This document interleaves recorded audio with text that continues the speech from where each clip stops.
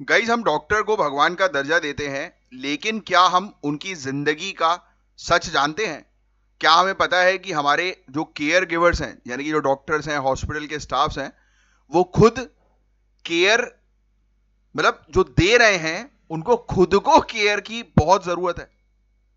ये द हिंदू का एक पावरफुल आर्टिकल है जो बताता है कि प्राइमरी हेल्थ सेंटर्स के डॉक्टर की असलियत।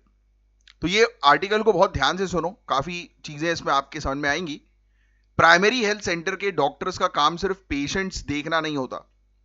गांव क्षेत्रों में एक पीएचसी लगभग 30,000 लोगों को सर्विस देती है।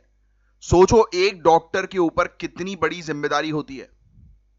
वो सिर्फ क्लिनिशियन नहीं, बल्कि एडमिनिस्ट्रेटर, एजुकेटर और लीडर भी होते हैं, क्योंकि उन्हें हर एक गांव के लोग को बताना पड़ता है कि क्या सुरक्षा रखो, क्या सेफ्टी रखो, कैसे अपनी हेल्थ बेटर करो।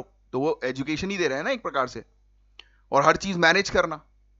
एक टिपिकल दिन में एक पीएचसी डॉक्टर 100 आउट पेशेंट्स को देखते हैं, और अगर एंटीनटाल केयर डे है तो प्रेग्नेंट वुमेन की संख्या भी 100 तक पहुंच जाती है। उन्हें पेड्रियाट्रिक्स से लेके इमरजेंसी केयर तक हर चीज में प्रोफिशिएंट होना पड़ता है, स्पेशलाइज होना पड़ता है। उनकी जिंदगी एक नॉन स्टॉप मैराथन है।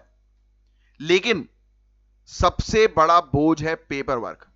एक पीएचसी में 100 से ज्यादा रजिस्टर्ड्स मेंटेन करने होते हैं। अब तो डिजिटल प्लेटफॉर्म्स भी आ गए हैं, जैसे IHIP और HMIS।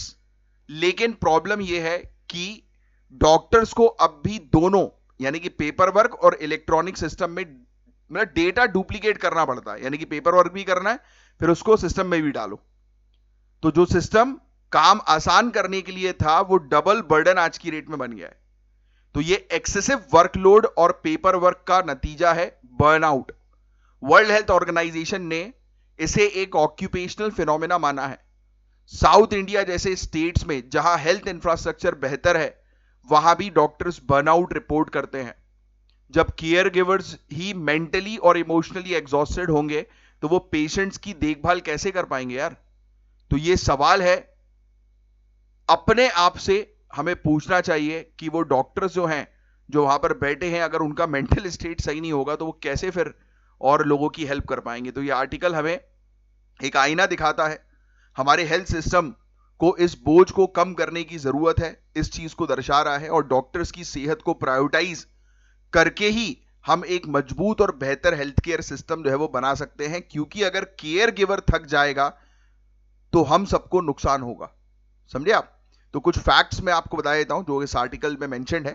तो एक single primary health care centre rural areas के अंदर लगभग 30,000 लोगों को देखता है, और हिली और ट्राइबल रीजन्स की अगर बात करें तो वहां पर 20,000, और अर्बन एरियाज में, शहरी क्षेत्र में है अगर, तो 50,000 तक एक दिन में लोगों को देखता है। एक पीएचसी डॉक्टर जो है वो टिपिकली 100 पेशेंट्स को जो है वो अटेंड करते हैं। और अगर एंटीनटाल केयर की बात हुई, यानी कि प्रेग्नेंट वुमेन को देखने की बात हुई, तो 100 महिला के भी इसमें ऐड कर दो नंबर्स। पीएचसी डॉक्टर्स जो होते हैं, उनको हर एक फील्ड में जो है वो स्पेशलाइज रहना पड़ता है। उनकी मेंटल हेल्थ बुरी तरह से जो है वो डिस्टर्ब होती है। इवन हमारे पास integrated health information platform IHIP, even HMIS health management information system जैसे डिजिटल प्लेटफॉर्म है, उसके बावजूद डॉक्टर्स को डबल एंट्री करनी पड़ रही है।